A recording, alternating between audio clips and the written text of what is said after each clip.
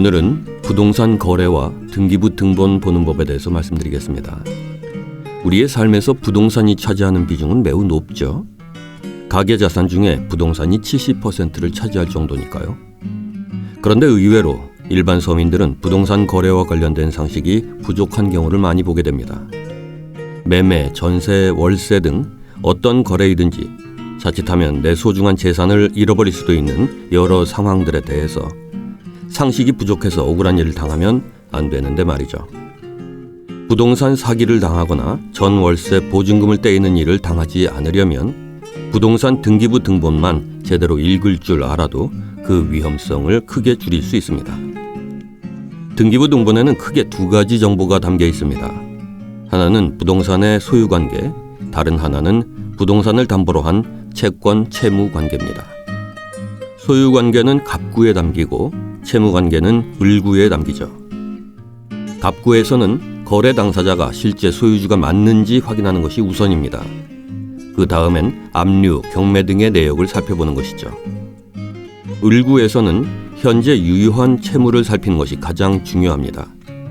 매매 계약 때에는 잔금을 치르기 전에 집을 파는 사람, 즉 매도인의 근저당권이 해제됐는지를 확인해야 하죠. 임대차 계약 때에도 근저당권 확인은 필수입니다. 전세나 월세 보증금은 먼저 잡힌 근저당에 밀려서 후순위로 취급되죠. 이 경우에 최우선 변제권이 있어서 1,500만 원에서 3,200만 원가량의 금액은 임차인에게 먼저 돌려주지만 이 최우선 변제권이라는 것도 몇 년 전 깡통주택 사기 사건의 사례를 볼 때 절대적이지는 않습니다. 따라서 집값에 비해서 50% 이상 근저당권이 설정된 집에는 임대차 계약을 피하는 것이 좋습니다. 자, 그럼 등기부 등본은 어떻게 구성되어 있는지 봅시다. 등기부 등본은 기본적으로는 표제부, 갑구, 을구로 구성되어 있습니다. 표제부에는 부동산의 면적, 소재지, 소유자가 기록되어 있고요. 갑구에는 가등기, 가압류, 가처분 등 예고등기 사항과 소유권에 관한 사항이 기록되어 있습니다. 을구에는 임차권, 근저당, 전세권 등 소유권 외 권리 사항이 기록되어 있습니다. 먼저 표제부 보는 방법입니다.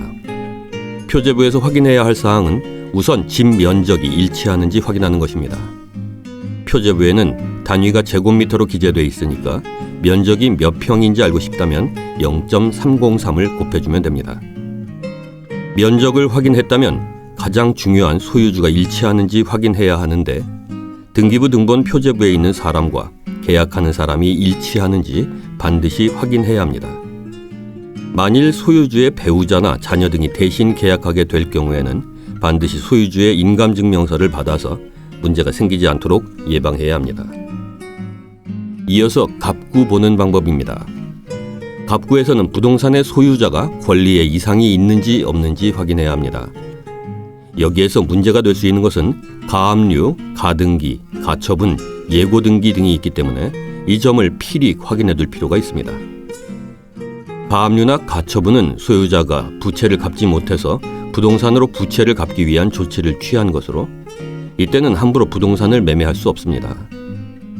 가등기는 본등기를 하기 전에 우선 임시로 하는 등기를 말하는데 어떤 사정으로 해서 본등기는 나중에 하기로 하되 현재 시점에서 나중에 본등기를 할 수 있는 근거를 마련해 두자는 차원에서 하는 등기가 바로 가등기입니다.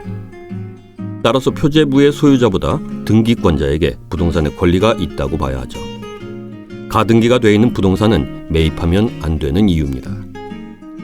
예고등기는 소송이 걸려있는 상태를 말하는 것으로 등기 원인 무효 또는 취소 등이 걸려 있어서 거의 흔하지 않은 상황이지만 소유주가 소송에서 이긴다는 보장을 할 수 없기 때문에 이때는 계약을 피하는 것이 좋습니다. 이번에는 을구 보는 방법입니다. 을구에서는 소유주가 부동산을 담보로 대출을 받았거나 전세 세입자가 전세권을 설정한 내용들이 기재됩니다.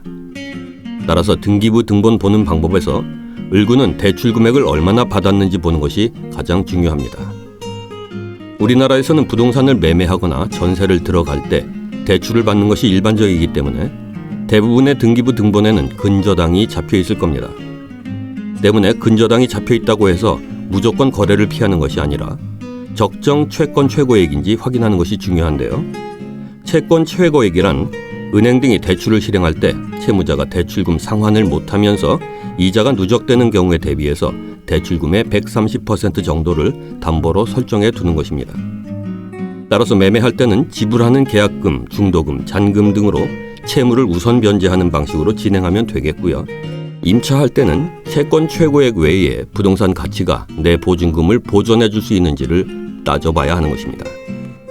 네, 이렇게 부동산 등기부 등본 보는 법을 알아봤는데요. 용어들이 조금 어려워서 그렇지 내용은 어려울 게 없으니 조금만 관심을 가지면 충분히 제대로 살펴볼 수 있을 겁니다. 부동산을 거래할 때 부동산 중개인에게 의존하는 경우가 많은데요. 스스로 살펴볼 줄 모른 채 중개인만 믿으면 자칫 낭패를 볼 수도 있으니 꼭 등기부 등본 보는 방법을 이해해 두기 바랍니다. 또 등기부 등본을 한 번만 보고 마는 분들이 있는데요. 중도금이나 잔금을 치르기 전에도 추가로 확인하고 거래하기 바랍니다. 만약 소유주가 나쁜 마음을 먹는다면 계약한 후에도 담보대출을 받거나 이중계약을 할 수 있기 때문이죠. 그리고 아파트나 연립주택의 경우에는 등기부 등본 표제부에 토지에 대한 사항이 같이 기재가 돼 있어서 등기부 등본만 확인하면 되지만 단독주택의 경우에는 토지에 대한 권리관계와 건물에 대한 권리관계가 각각 다를 수 있기 때문에 두 가지 모두를 확인해야 합니다.